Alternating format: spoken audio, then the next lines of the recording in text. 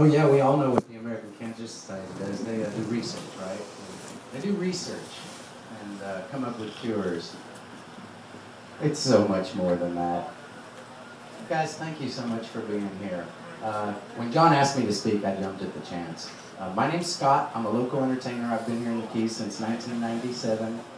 Singing, playing guitar up and down the Keys. I've performed and supported the Relay for Life for years. It's that thing you do. It's right. You're supposed to. It's your civic duty. It makes you a good person. That's wonderful, but you have no idea how it impacts on me right here, how it comes back to us. It's got a whole new meaning for me. Excuse me. I want to share some of my new understanding of what the American Cancer Society does and how it helps us, right here in the Keys. How many of you have supported the Relay for Life in other years? Run, had a team, donated money, anything. Fantastic. Okay. You've done a wonderful thing. Have you ever had a cancer patient come up and thank you for what you did? Well, thank you. I'm about to tell you, you have no idea. I got cancer. I mean, I was born with it. When I was born, they told me I had a pilonidal cyst, and when I was in my 40s at my bottom, I was going under for a whole nother operation, and I said to the doctor, that's kind of a big deal. You know, shouldn't we do something about that pilonidal cyst? I'm in my 40s. It's a rare form of malignant bone cancer. It was supposed to be a routine operation. Proper treatment was not available locally. I had to go live in Boston for half of this past year. My surgeon had never heard the word chordoma, and by the time of my follow-up visit, my wife and I knew more about it than he did. I had been born with it. It would kill me if it was not treated.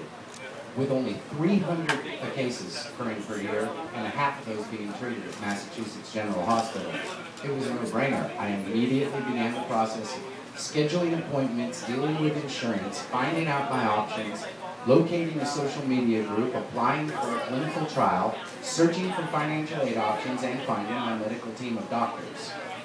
Just to start, I decided to go with the treatment plan they prescribed. I had to do it. Being proactive from the get-go, I spent most of 3 weeks worth of days on the phone and computer setting up everything needing to be done. My wife Susie and I took a trip to Boston for the consultation. We met the team of doctors. We got the plan. Here we go. Scans and simulations. 7 weeks of photon and proton radiation, then a brief recovery. Surgery. They call it a radical resection of the coccyx and S1. They took my tailbone and part of my dinner plate. Then recovery. Then 5 more weeks of proton radiation. During all of this, I was patient number 59 of 59 in a clinical trial for an oral chemo, which I responded to wonderfully. The lost work was the first issue, the first fear. I had been out of work since the first surgery. Our meager savings, along with Susie's career, allowed us to meet the insurance deductibles. We were okay so far, but that was it. We were facing the inevitable pileup of medical bills, travel expenses, and phenomenal lodging and living costs. This is not cheap stuff. We were scared. I had insurance. It did what it was supposed to do. The premiums are exorbitant. We met the deductibles. It doesn't just fall into your lap. There's a lot of arguing. Susie's had to wear many different hats on the phone, but insurance was there. That's for the medical treatment. What about life? You know, it goes on. There was a community benefit. We live in the most exceptional, magical place. They held the idle speed benefit at Utrecht. And I got to interface on a video chat from Boston.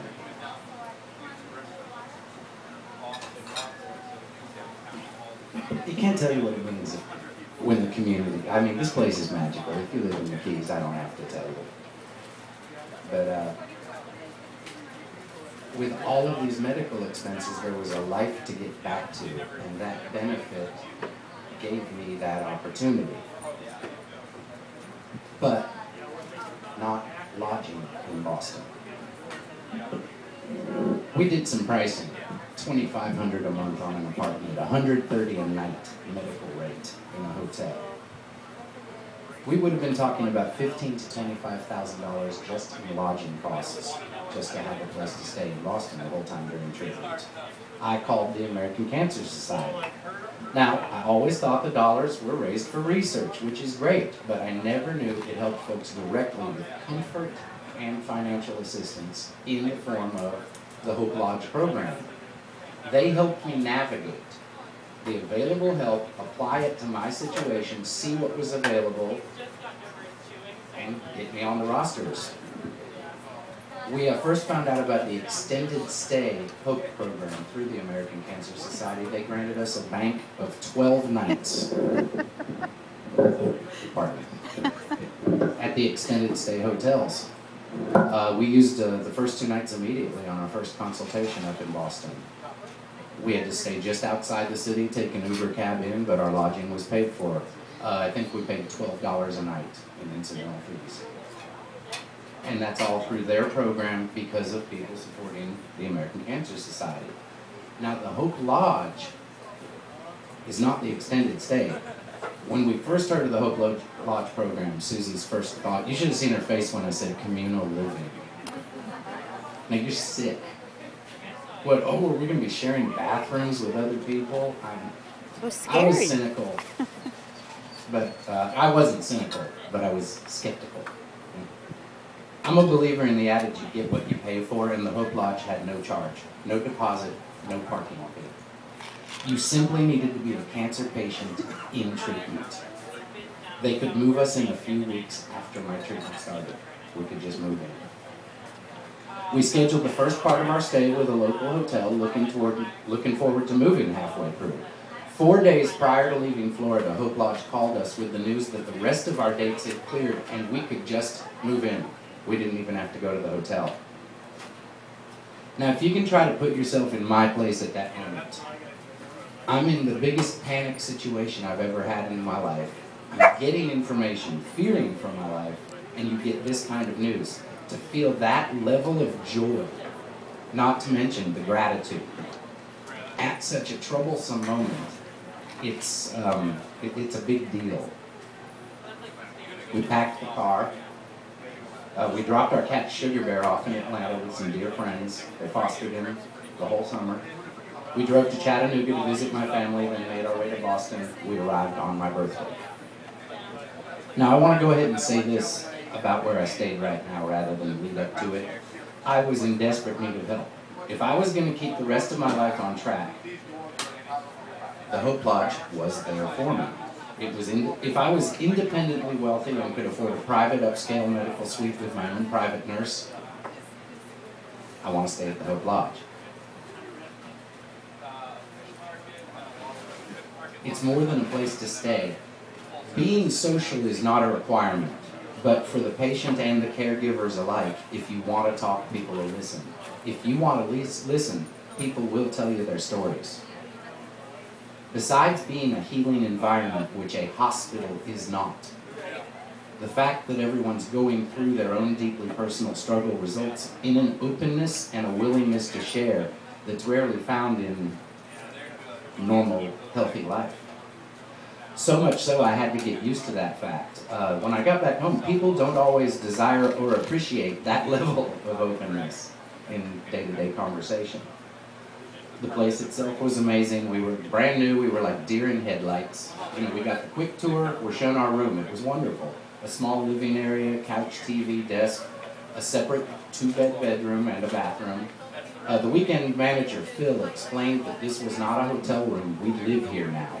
And he was right, too. In the second week, after finishing one of my radiation treatments at MGH, Susie asked me what I felt like doing. I replied, I'm kind of tired. Let's just head home. Without even thinking about it, I had called Hope Lodge home. Besides our room, each floor had its own living room with a huge TV, janitor closet, ice machine. There was a baby grand piano in the living room, hand sanitizer on each floor at the elevators, all because of people who support the ACS. Then there was the kitchen. This was the communal part. You've got to imagine a kitchen like the one in your house. Now double all the appliances. Double them. Stoves, microwaves, sinks, everything. Now put one of these double kitchens in each of the four corners of a communal eating area. You get your own freezer, your own refrigerator, 24-hour coffee station, and there are kitchen protocols that maintain an extra high level of cleanliness. Most new residents figure out to cooperate, even if it's not how they do it at home. The kitchen's usually the center of activity in most houses, and the Boston Soap Lodge was no exception. Maybe even taking it up a notch. With the length of stays involved at this place, it's inevitable that you get to know people and likely that you'll make new friends. It offers a break for caregivers when they need it and a chance to relate with others experiencing similar situations. You begin as a new resident taking suggestions and learning the kitchen rules. Then you find yourself a week from the end of your own treatment becoming the one to help the new person. It's a little bit like dorm living, somewhat like fraternity sorority house. It is not assisted living and it is not a retirement home, although they do bingo on Tuesdays. Susie and I are now considered Hope Lodge alumni, and because the further annual and semi-annual scans of my chordoma are considered part of my treatment, I'm welcome to stay there when I go back in March for 2 nights, 3 days to get my first after-treatment scan, which will be clear. Woo! I am cancer-free. I'm not in remission. I'm clear. Remission does not apply. I had an incredible medical team. I got to thank Susie, my family, and all of Islamorada. The kind of support that came from this town sets a pretty high bar for you to get well, because you can't let that many people down. The Relay for Life helps directly. These relay teams all over the country are how we support the ACS. When John asked if I would speak, like I said, I jumped at the chance. I'm living proof of what they do. I now have a lifetime to pay it forward. I hope I've been able to share a more personal, first-hand idea of my Hope Lodge experience and what they've done for me. I hope some of my words can inspire continued support, but most of all, this is my opportunity to thank you, because I found myself in need. The American Cancer Society was there for me, so was my Caring Island community. Thank you so much. Keep doing what you do. Put a team together, give dollars, raise awareness. 1 out of 3 women, 1 out of 2 men are going to be touched by cancer in their lifetime. The ACS are the experts.